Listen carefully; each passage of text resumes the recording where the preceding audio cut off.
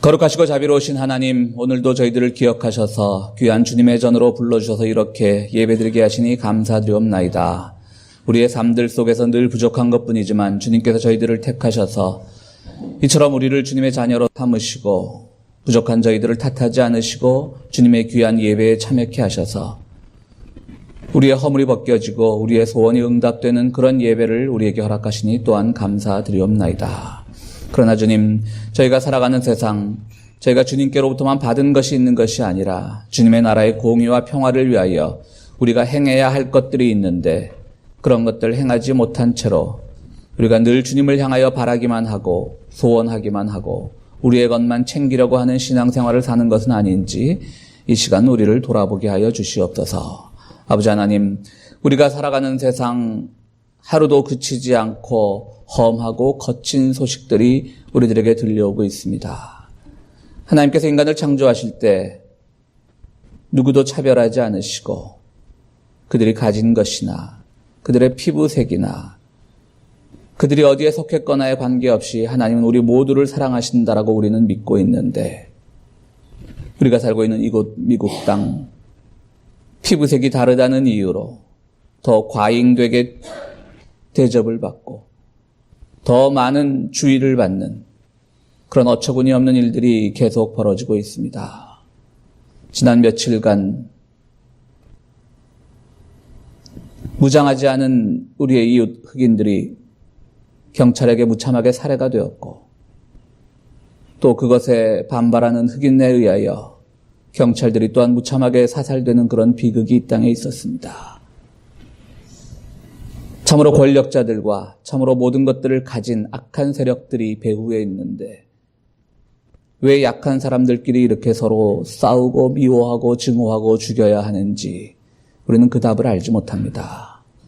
우리는 분명 하나님 나라의 공의와 하나님께서 우리에게 가르쳐 주신 평화를 믿는데 왜 이처럼 공의와 평화의 소식은 점점 우리로부터 멀어지고만 있는지 우리 참으로 이렇게 예배를 드리고 있지만 주님께 감사를 드리고 있지만 우리의 마음이 무거운 것이 사실임을 고백합니다. 주님 이 땅에 살아갈 때 우리들에게 참 믿음을 허락하여 주시옵소서. 이 세상의 모든 사람들에게 하나님의 사랑과 평화가 무엇인지 깨닫게 하여 주시옵소서. 나와 조금 다르다고, 나와 피부색이 다르다고, 나와 사랑하는 방법이 다르다고, 나와 가진 것이 격차가 난다고 누가 누구를 증오하는 일이 없도록 주여 우리 마음을 붙들어 주시고 이 죄악 만연된 세상에서 우리 교회가 해야 될 일이 무엇인지 우리 늘 깨어있는 삶을 살아갈 수 있도록 주여 도와주시옵소서. 아버지 하나님, 우리의 고국에서 들려오는 소식도 암울하기는 마찬가지입니다. 마치 역사의 시계바퀴를 뒤로 돌려는 것과 같은 그런 현실들이 계속 일어나고 있는 이때에 참으로 우리 고국의 그 한반도의 평화가 위협받고 있는 이때에 주님 우리 모두 깨어있게 하시고 우리 비록 멀리 떨어져 살고 있지만 그 땅을 위하여 기도하게 하여 주시옵소서. 아버지 하나님, 저희 교회를 위하여 기도합니다. 주님께서 세우신 이 작은 공동체, 비록 힘없고 약하지만 이 작은 공동체를 통하여 정말 하나님의 참된 말씀이 선포가 되고 그 말씀 따라 살아가는 우리 성도들의 깨달음이 있고 실천이 있는 참 작지만 아름다운 교회가 될 수 있도록 우리를 붙들어 주시옵소서. 그러나 이 아름다운 공동체를 꾸려나갈 때에 저희들에게 여전히 어려운 점이 있습니다. 병마 속에 있는 우리 교우들 주님 기억하여 주시고 이 아름다운 공동체 속에서 함께 오래오래 서로 사랑하며 함께 오래오래 서로 격려하며 오래오래 함께 나눈 삶이 지속될 수 있도록 주의 병중에 있는 우리 교우들을 친히 치유하시고 위로하시고 그들에게 소망을 허락하여 주시옵소서. 또한 세상의 여러 가지 어려운 현실 속에서 또 우리 교우들의 가정 행여 경제적 어려움 때문에 힘들고 어렵다면 주님께서 그 가정에도 축복을 내려주셔서 참으로 우리가 많은 것을 원하지 않고 우리가 탐욕된 삶을 살 만큼 우리가 바라지도 않은 이때에 정말 주님 신앙생활 잘하고 우리의 자녀들을 양육 잘하고 우리의 삶이 궁핍하지 않도록 주여 우리의 소망은 아주 소박하오니 주님께서 우리의 기도를 들어주시옵소서. 아버지 하나님, 그 밖에 우리 교인들이 속한 모든 현실 속에서 늘 주님의 뜻이 무엇인지 생각하는 삶을 살아갈 수 있도록 주여 도와주시옵소서. 오늘은 특별히 우리 자녀들을 위한 졸업 예배 순서를 잠깐 갖습니다. 주님은 그들이 한 살 한 살 나이를 먹어가고 한 학년 한 학년 진학을 하고 또는 세상을 향하여 나아갈 때에 주님께서 함께 해주셔서 세상이 세워놓은 기준에 따라 출세하고 성공하는 삶이 아니라 하나님 나라의 기준에 따라 그들의 삶을 아름답게 꾸며나갈 수 있는 지혜를 그들 모두에게 허락하여 주시옵소서. 이 시간 예배 드릴 때에 우리가 온전히 하나님께 드리는 마음으로 이 예배가 하나님 나라에 상달되기를 바랍니다. 우리의 마음을 움직여 주시고 성가대 찬양을 통하여 우리 마음에 기쁨이 되고 하나님께 영광이 되고 또 말씀을 나눌 때에 듣는 이나 전하는 이 모두가 말씀 앞에 순종하고 겸허하여 줄 수 있도록 주님 도와주시옵소서. 예배 끝 시간까지 주님께서 우리와 함께 하심을 믿사올 때에 예수 그리스도 이름으로 기도하옵나이다. 아멘. 1700년대 프랑스의 소설가 볼테르가 쓴 자디그라고 하는 소설의 내용은 자디그라고 하는 바벨론 청년이 주인공입니다. 이 바벨론 청년은 매우 명석한 청년인데요. 세계를 여행하면서 아시아의 어느 왕국을 지나게 되었습니다. 그래서 왕국을 여행하다 그 왕궁 앞에서 쉬고 있는데 왕궁에서 내시들이 뛰쳐나와서 자디그에게 질문을 합니다. 지금 우리 왕비님이 숙회 한 마리를 잃어버렸는데 개가 지나가는 것을 보지 못하였느냐. 그래서 자디그는 대답합니다.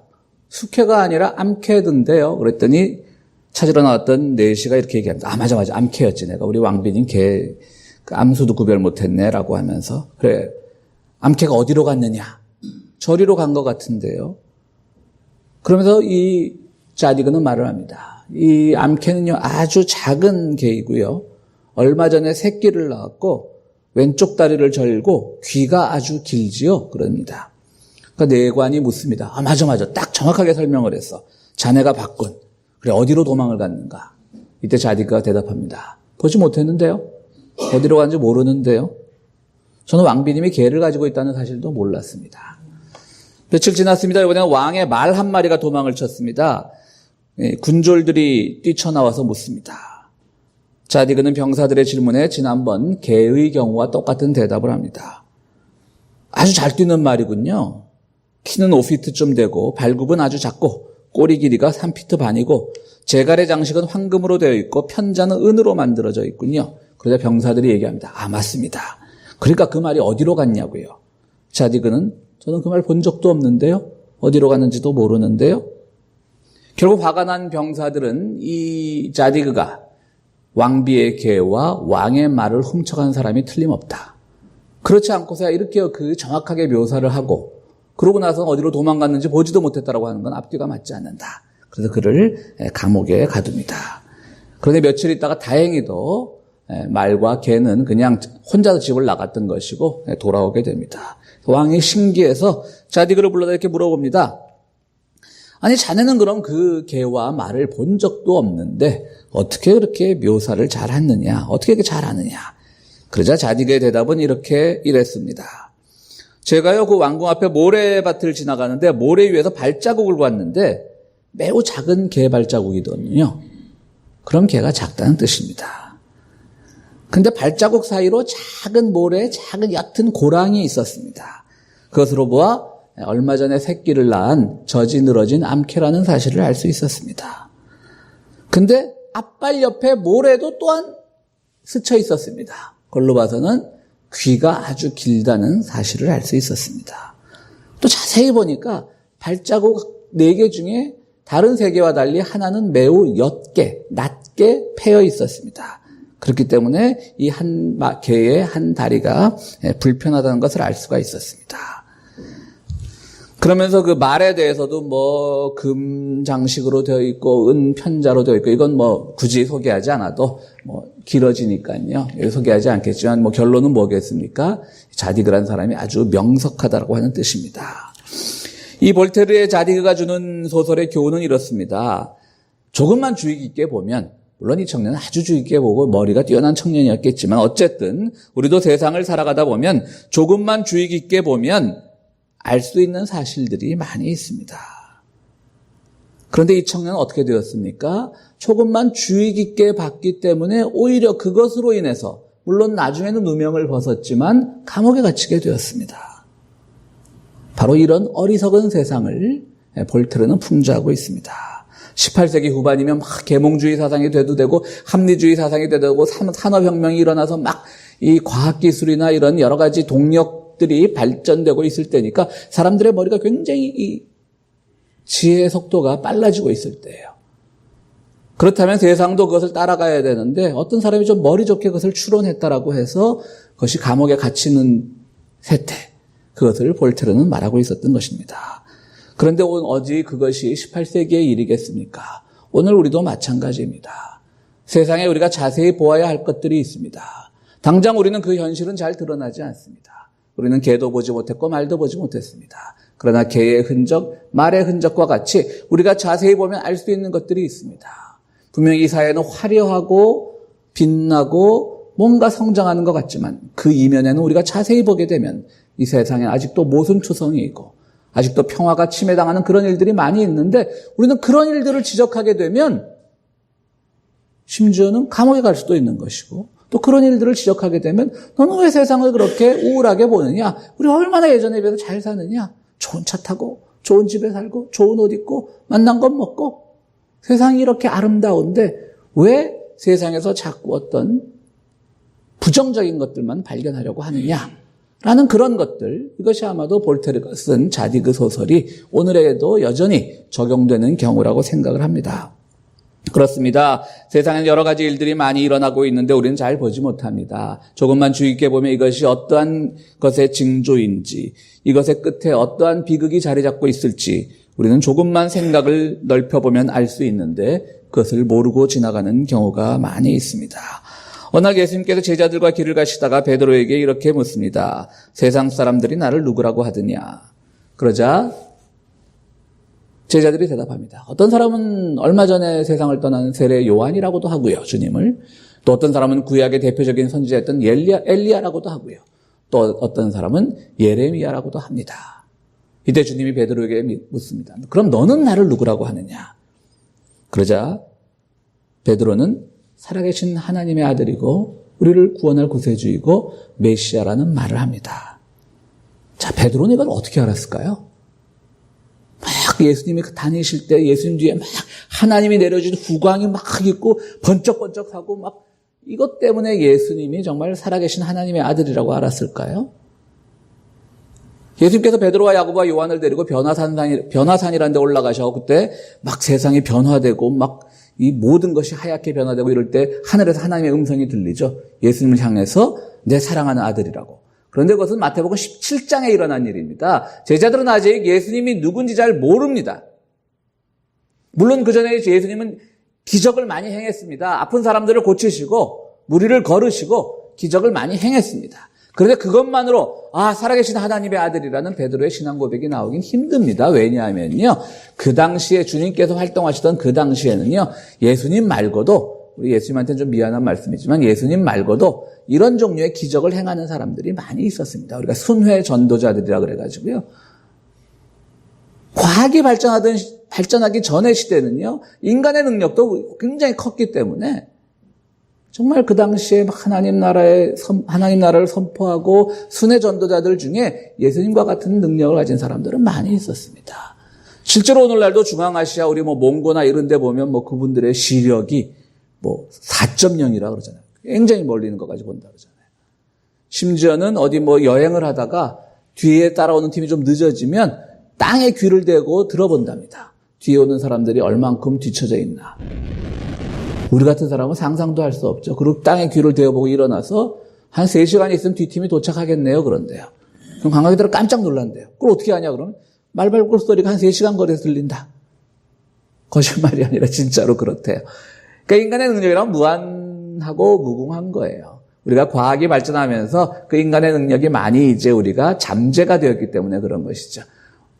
바로 예수님 당시에도요, 예수님이 병을 고친 거 물론 놀라운 기적이지만요, 그런 걸 행할 줄 아는 사람들이 많이 있었을 거라고요. 그리고 예수님께서 병을 고치신 거는 병을 고치는 것 그 자체의 목적이 있었던 건 아니죠. 그것을 통해서 어떻게 사람들이 변하고 어떻게 자기 믿음의 결단을 하고 이런 것들이 중요했던 것이죠. 그러니까 베드로에게 있어서 예수님이 병을 고치신 건 물론 놀라운 기적이지만 그것 때문에 살아계신 하나님의 아들입니다. 라고 하는 놀라운 신앙 고백이 나오진 않았을 거라고 하는 것이죠. 베드로는 우리가 생각하기에 늘 예수님의 제자들 중에 좀 어리석고 덤벙대고 그런 이미지를 가지고 있지만 그럼에도 불구하고 베드로는 최초로 가장 정확한 신앙 고백을 합니다. 어떻게 이런 고백을 하게 되었을까요? 그는 믿음의 눈을 통해서 우리 예수님이 어떤 분인가를 늘 고민했을 겁니다. 그분의 흔적을 찾으려고 했을 겁니다. 그분의 자취가 무엇인지 알고자 했을 겁니다. 그분이 왜 이 땅에 오셨는지 알고자 했을 겁니다. 그러니까 다른 사람들은 엘리야라고도 하고 예레미야라도 하고 세례 요한이라고도 해요 라고 하는 그 말을 한 사람들은 누구냐면 아직도 예수님과 인격적인 만남을 하지 않았다는 거예요. 우리가 구약 성경을 보니까 엘리야라는 사람이 한 행적이, 예레미야라고 한 사람의 행적이 우리 주님과 비슷하네? 뭐 이런 얘기를 하는 거예요. 또 얼마 전에 광야에서 복음을 전파하던 세례 요한과 비슷한 것 같기도 하고, 그러니까 자기가 지금 자기에게 예수님이 어떻게 받아들여졌는지를 고백하지 않는 거예요. 그냥 경험한 것 하면 제3의 경험을 통해서 받아들이려고 하는 것. 근데 베드로는 덥석 자기의 신앙 고백을 하는 겁니다. 여러분, 우리가 훌륭한 누가 굉장히 어떤 분야에서 뛰어난 공적을 이루게 되면 그 사람을 향해서 제2의 누구다. 누가 음악 신동이면 제2의 모차르트다. 이러면 굉장히 기분 좋은 말 같지만요. 곰곰이 따져보면 너는 모차르트만큼은 안 돼. 이런 거잖아요. 그죠? 더러는 사람들이 주님을 예레미야라고도 하고 엘리야라고도 한다는 건 어떻게 보면 당신은 제2의 엘리야야. 당신은 제2의 예레미야야. 이런 얘기예요. 예를 들어서 누가 저더러 설교를 너무 잘해갖고 당신은 제2의 조용기야. 그럼 제가 기분 좋겠습니까? 차라리 조용기 목사한테 가 당신은 제2의 김기대야 그러는 게 저한테는 더 기분이 좋지 않겠습니까? 바로 그겁니다. 자기 인격적으로 물론 당신은 제2의 모차르트야 하면 그에 대한 찬사일 수 있지만 자기 인격적으로 모차르트보단 연주 능력이나 작곡 능력이 뛰어도 나에겐 큰 감동을 주면 그 사람이 그에게는 가장 뛰어난 음악가인 거예요. 베드로가 훌륭한 거는 지금 주님을 인격적으로 만나고 있는 거예요. 제2의 엘리야, 제2의 예레미야, 제2의 세례 요한이 아니라 당신은 나에게도 정말 나를 구원할 구세주이십니다. 우리가 신앙생활하면서 주님을 이렇게 인격적으로 만나는 게 중요해요. 그분은 나에게 무엇인가? 성경에서 쓰여진 대로, 세상 사람들이 말하는 대로 그것이 아니라 단지 목회자들의 설교나 우리가 어떤 성경 공부를 통해서는 참고는 될 수 있겠지만 주님이 지금 나에게 어떤 분으로 작용하고 계신지를 늘 고백하는 그런 믿음이 필요한 겁니다. 예수님은 감탄을 합니다. 아니 이렇게 늘 얼렁뚱땅 같고 덤벙대는 베드로가 어떻게 이렇게 뛰어난 신앙 고백을 하지? 세상 사람들이 나를 향해서 제2의 엘리야라고 하면 저도 그렇게 생각하는데요. 이렇게 말할 줄 알았더니 정확한 신앙 고백을 합니다. 주님이 감탄을 합니다. 그래서 네 위에다가 이 반석 위에 베드로라고 하는 이 반석 위에 교회를 세우겠다. 너는 신앙 고백이 뛰어나다. 이 정도면 맡길만하다. 그리고 열쇠를 주겠는데 이 열쇠는 모든 것을 열 수 있는 것이고 네가 이 땅에서 뭐를 묶어두면 하늘에서도 그것을 묶어둘 것이고 네가 이 땅에서 무엇을 풀면 그것을 하늘에서도 풀릴 것이다. 라는 엄청난 축복을 내려주시는 거죠. 베드로에게 열쇠를 주었고 땅에서 매면 네가 매면 하늘에서도 매고 네가 풀면 하늘에서도 풀린다라고 하는 이 구절로 인해서 가톨릭은 베드로를 어떤 일대 교황, 그래서 교황청에서 내려온 어떤 열쇠의 전통 이런 걸로 삼는다면요. 우리 개신교에서 뭐라 그러죠? 오늘 이 구절을 가지고 기도 응답의 어떤 가능성. 무조건 기도하면 당신이 하는 대로 하나의 움직여서 매고자 하면 매고 풀고자 하면 풀고. 과연 오늘 이 본문이 그런 뜻일까요? 저는 가톨릭의 접근도 틀렸고 우리 개신교의 접근도 틀렸다고 생각을 합니다.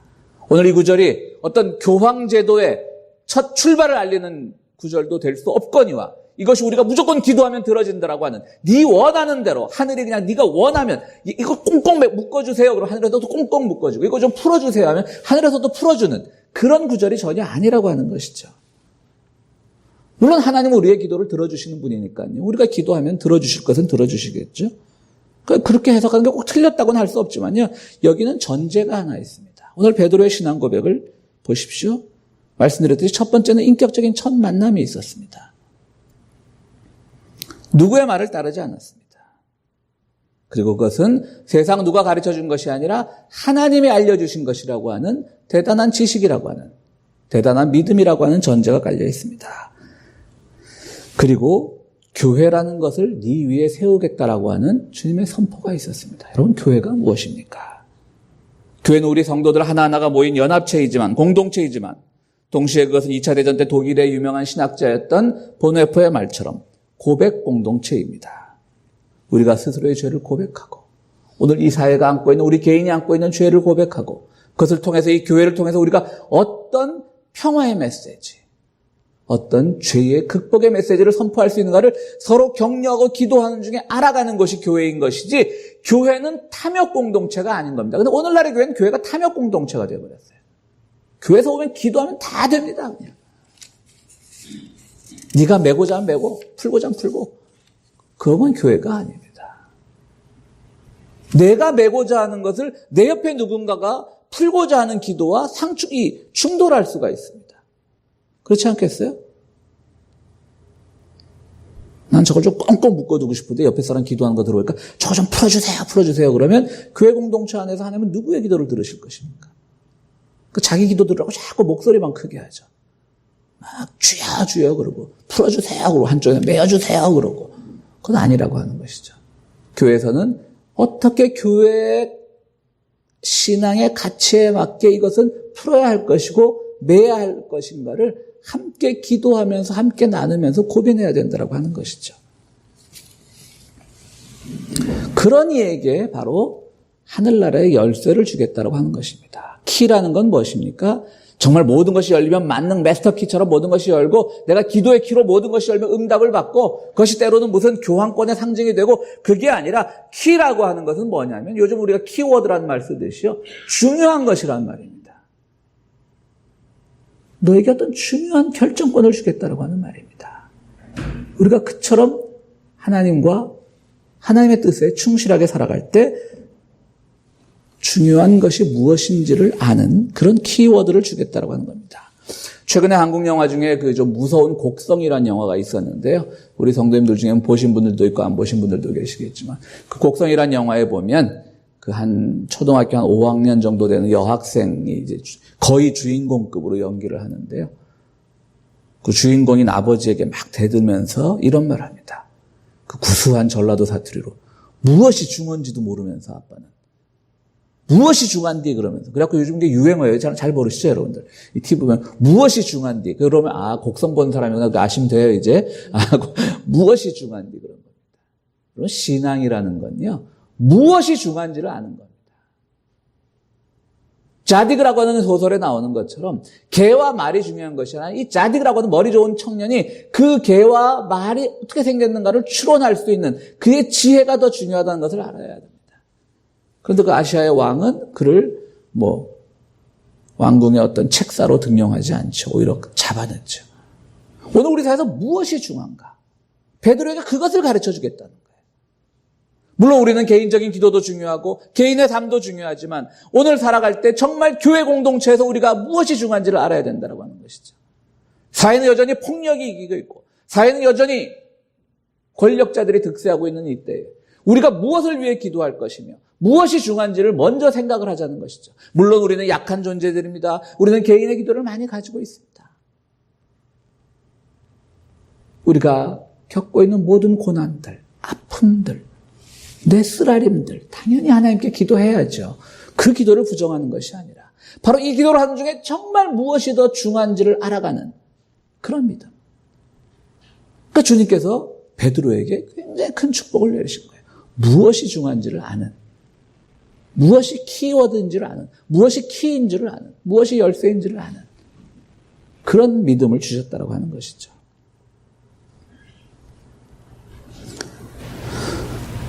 우리 사회에 지금 여러분들은 어떤 문제가 있다고 생각하십니까? 무엇을 꼭꼭 묶어두어야 하고 무엇을 풀어주어야 하는지. 그래서 그것을 하늘에서 내가 기도하면 그래 꽁꽁 묶어줄게. 네가 원하기 때문에 꽁꽁 묶어둘게. 네가 원하기 때문에 풀어줄게. 그 하나님과 교감이 늘어날, 우리가 소통할 수 있는지 우리가 함께 생각해 봐야 된다고 하는 것이죠. 참 놀라운 겁니다. 네가 땅에서 매면 하늘에서도 매일 것이고 네가 땅에서 풀면 하늘에서도 풀릴 것이라고 하는 것은 정말 내가 매고 푸는 권위를 가졌다는 것이 아니라 베드로의 신앙 고백처럼 주님과 인격적인 고백을 하고 교회 공동체의 성격이 무엇인가를 하고 무엇이 중요한가를 알게 되었을 때 네가 땅에서 매면 하늘에서도 보면 그건 이미 매여 있는 거야 라는 그런 교감이 일어났다는 뜻입니다.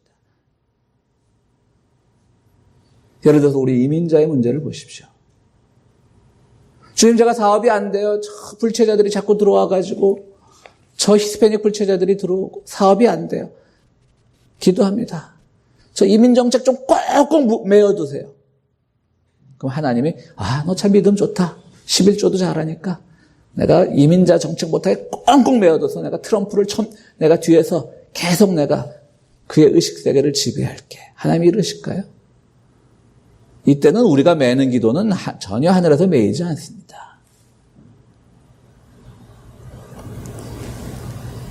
오히려 우리는 정말 매게 할 때 하나님 이 땅에 너무 총기 사고가 많아요. 좀 총기가 좀 이렇게 모든 사람들의 손에 있으면서 흉기로 변하지 않게 그 좀 규제해서 꽁꽁 매어주세요 라고 기도할 때 하나님이 미국 우파 기독교인들의 기도를 들으시고 아니야, 총기는 자기 보호를 위해서 필요해 하고 풀어주실까요? 아니에요. 그때 메어달라고 기도하면 하나님께서 이렇게 말하실 겁니다. 네가 정확하게 기도를 드렸구나. 내가 어떻게든지 너희들의 기도가 점점 쌓이면 내가 그것을 메어줄 것이다. 메이고 푸는 것은 내가 메고 푸는 것에 대해서 하나님을 움직이는 것이 아니라 하나님의 뜻에 의해서 메고 풀리는 것이 무엇인가를 정확하게 알아가면서 우리가 메고 푸는 것을 결정해야 된다고 하는 것이죠. 그걸 기도해야 된다고 하는 겁니다. 오늘 본문의 말씀은요. 무조건 기도하면 응답받습니다. 당신이 원하는 대로 다 됩니다라고 하는 만병통치 마스터키의 기도의 본문이 아니에요. 정말 우리가 세상을 살아갈 때 주님과 교감하고 그분의 뜻을 알아가고 지금 우리가 이 세상에 살아갈 때 무엇이 정말 중요한 것인가를 알아갈 때 그때 우리의 기도가 응답받고 안 받고가 뭐 있겠어요? 그때는 당연히 하나님이 우리의 기도 자체를 기뻐하시겠죠. 네가 매야 할 것과 풀어야 할 것을 정확하게 구별하고 있구나. 어떤 것을 묶어두어야 되고 어떤 것을 풀어줘야 되고 어떤 것에 자유를 줘야 되고 어떤 것을 계속 우리가 제재를 해야 되고 그것을 우리가 정확하게 구별하고 있구나. 이거 뭐 기도 응답이 아니에요. 그냥 교감이에요. 이런 놀라운 축복이 어디 있습니까? 지금 주님께서는 베드로에게 그런 은총을 베풀어 주신 겁니다. 지지난주에 우리 미국 장로교에서 이제 그 총회가 있었는데요. 뭐 저희는 참석은 안 했지만 이런 일이 있었습니다. 그러니까 미국 장로교 저는 이제 전체 교단 총회를 한 번 딱 업서버로 참석한 적은 있는데요. 제가 뭐 총대로 참석한 적은 없고요. 이제 정식 총회가 열리기 전에 뭐 식전 행사라고나 할까요? 그럼 이제 식전 행사를 하면서 그 총회가 열리는 지역에 다른 종교 지도자들을 불러가지고 이제 뭐 같이 예배도 드리고 우리가 흔히 에큐메니칼 예배라 그러죠. 올해 총회에서는 이런 일이 있었다고 합니다. 그러니까 전체 진짜로 이제 PCUS의 회무를 정리하는 그 총회 순서 전에 식전 행사에 그 지역에 있는 그 이슬람 이맘을 불러서 얼마 전에 그 플로리다에서도 총기 사고가 났고 서로 증오가 막 증폭되어 있는 상태니까 어떤 기도를 하게 했다는 겁니다. 그러니까 여러분들 이슬람 지도자가 기도하면 누구에게 기도하겠어요? 알라에게 기도하죠. 우리 한국 목사들이 들고 일어났습니다. 어떻게 장로교 총회에 알라에 대해서 기도할 수 있느냐? 중요한 게 아니에요. 물론 우리가 내가 이 설교 시간에 이맘을 초대해서 설교를 하라 그러면 이게 좀 문제가 될 수 있겠죠, 물론. 그거는 하나 에큐메니칼 행사. 우리가 다른 종교인들하고 함께 가자라고 하는 그런 의미의 행사예요. 그래서 불러다 이맘으로에게 알라에게 기도했어요. 그럼 여러분들 이슬람 지도자가 와가지고 예수님의 이름으로 기도합니다. 그럼 기쁘시겠어요? 오히려 그분에 대한 신뢰가 더 떨어지지. 근데 한국 목사들이 막 들고 일어나고 결국 총회 측에 사과를 받아냈다고 막 우리 PCUS에 속한 한인 목회자들 이메일 리스트로 막 날라와요. 전 그런 거 볼 때마다 한마디씩 해주려다 꾹꾹 참느라고 정말 그래서 입술이 부르튼 모양이에요. 지난번 동성애 때도 한 번은 제가 그런 말을 했어요. 우리 한인 목회자들은 전부 동성애에 대해서 반대합니다라고 총회 쪽에 편지를 보냈다. 그래서 제가 그때는 한 번 편지를 보냈어요. 제 이름은 빼주세요. 왜 전부라고 합니까? 나는 그렇지 않은데. 여러분, 중요한 거는요, 지금 물론 우리는 예수 그리스도를 주로 고백하고 하나님 믿는 사람들입니다. 여러분, 우리는 그 신앙을 흔들려서는 안 됩니다. 당연히 우리는 그 신앙을 지켜야죠. 근데 정말 중요한 거는 우리가 잠시 열린 마음을 가지고 그들과 함께 한 공간 안에서 그들과 함께 기도할 수 있다는 그 마음만 열어주면 조금이라도 우리 사회가 갖고 있는 어떤 종교 간의 갈등 혹은 여러 가지 갈등들이 요만큼이라도 해소되지 않겠어요? 그게 정말 중요한 거거든요. 근데 거기다 대고 알라의 이름으로 기도를 했느니 어쩌니 목사가 또 알라의 이름으로 기도했다면 그것도 문제가 될 수 있겠죠. 그것도 아니잖아요. 그래서 참 우리 이은주 목사님하고 박신하 목사님하고 제 생각하고 같아서 그렇게 자꾸 웃으시는 거예요. 그래서 크리스천이라도 알라한테 기도하는. 그렇죠. 예, 그 말도 맞는 말씀이고요. 그렇죠. 아랍 사람이 와서 크리스천이라도 알라라고 기도할 수 있겠죠. 예. 그래도 제가 말씀드리고 싶은 것은 정말 우리가 중요한 것을 알아가자는 거죠. 베드로는 바로 그것을 알았기 때문에 주님께 칭찬을 받았던 것이고, 그렇기 때문에 그에게 네가 매면 매고 하늘에서 풀면 풀리고 이런 귀한 축복을 주셨던 겁니다. 사랑하는 성도 여러분, 우리 믿음을 가진 우리 모두에게 가장 큰 축복은 정말 우리의 기도가 하나님과 코드가 맞느냐 하는 것, 그것이 가장 축복일 겁니다. 나는 죽어라 기도하는데 하나님과 코드가 안 맞으면 그만큼 또 슬픈 일이 어디 있겠어요. 정말 이런 경우는 있을 수 없겠지만 하나님과 손발이 척척 맞는 것, 얼마나 축복이겠어요.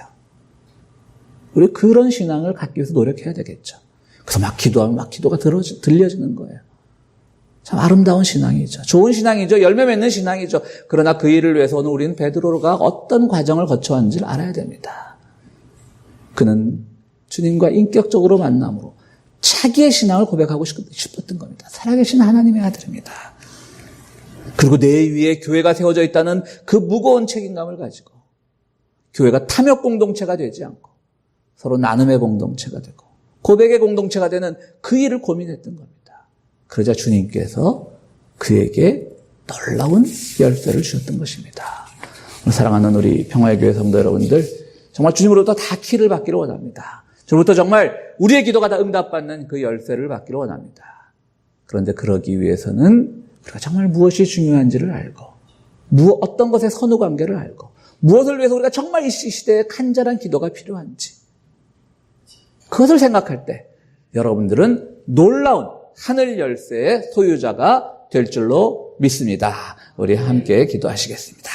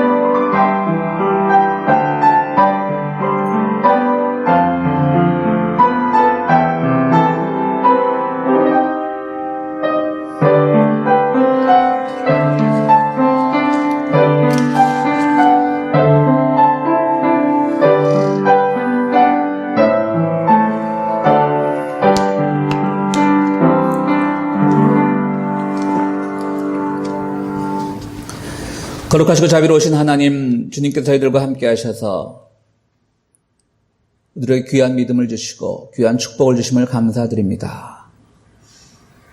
주님께서 우리에게 무한한 것을 주기를 원하시는데 세상 살아가는 우리들 늘 우리의 욕망에 가득 차서 정말 주님 나라에서, 하나님 나라에서 무엇이 중요한지를 모르는 것은 아닌지 우리를 돌아보게 하시고,